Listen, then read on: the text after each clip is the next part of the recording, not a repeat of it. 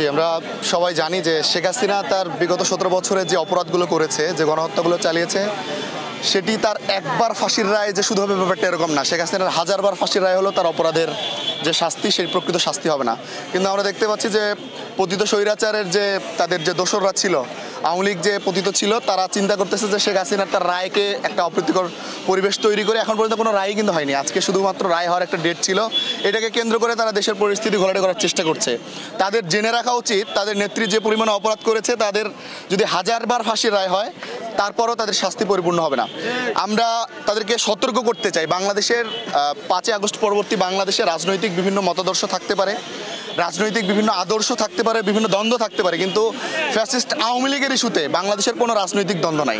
এই ইস্যুতে বাংলাদেশের সকল ধর্ম বর্ণ সকল রাজনৈতিক দলের একতা রয়েছে, একতাবদ্ধ সবাই রয়েছে। শেখ হাসিনার ইস্যুতে, আওয়ামী লীগ ইস্যুতে সবাই প্রতিহত করবে। এই জন্য যদি শেখ হাসিনা মনে করে, যদি ছাত্রলীগ আওয়ামী লীগ মনে করে যে রাজনৈতিক দলগুলোর মধ্যে যে বিভেদ তারা দেখছে টুকটাক, এই বিভেদকে পুঁজি করে তারা নতুন করে বাংলাদেশে প্রতিষ্ঠিত হওয়ার চেষ্টা যদি করে, এটা তাদের পুরো দমে একটা ভুল ধারণা। আমরা তাদেরকে সতর্ক করছি যে বাংলাদেশে কখনোই আর শেখ হাসিনার জায়গা হবে না। শেখ হাসিনা তো দূরের কথা, শেখ হাসিনার নাতিপুতি ওর 14 জন্ম আর কোনোদিন জায়গা হবে না।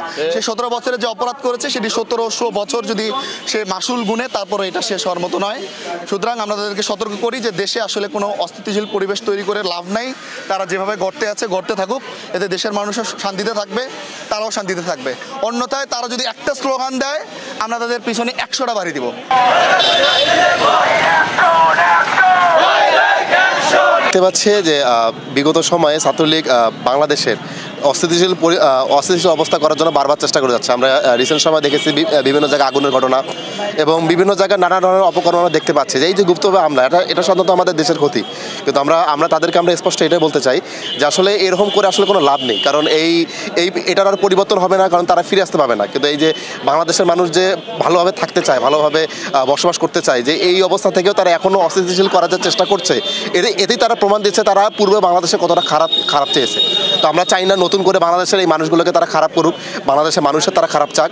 এর থেকে ভালো তারা এখান থেকে সরে যাক, তারা নতুন করে পুনর্বাসনের চেষ্টা না করুক, এবং হাসিনা যে দিবার স্বপ্ন দেখছে তারা ফিরে আসবে, তার সেই ফেরার পথ আসলে বন্ধ হয়ে গেছে। তাকে এটা বোঝা উচিত। তিনি যে যতটুকু সময় ক্ষমতা ছিলেন বাংলাদেশে, তার যদি ন্যূনতম জ্ঞান থাকে, আশা করি তিনি বুঝতে পারবেন বাংলাদেশে আসা তার সব পথ বন্ধ হয়ে গেছে, এবং বাংলাদেশের মেকানিজমে যারা আছেন তারাও এটা বুঝতে পারবেন যে বাংলাদেশের জনগণ মূলত তার ফাঁসি চায়, এবং তাকে হাজারবার হলেও একটিবার হলেও ফাঁসি দিয়ে এই রায় তারা বাস্তবায়ন করবেন। এবং বাংলাদেশের জনগণের প্রত্যাশা এবং শিক্ষার্থীদের যে আশা আকাঙ্ক্ষা, শহীদের রক্তে ভেজা যে বাংলাদেশ, তাদের এই রক্তের মূল্য তারা দেবেন, আমাদের এই প্রত্যাশা সকলের কাছে।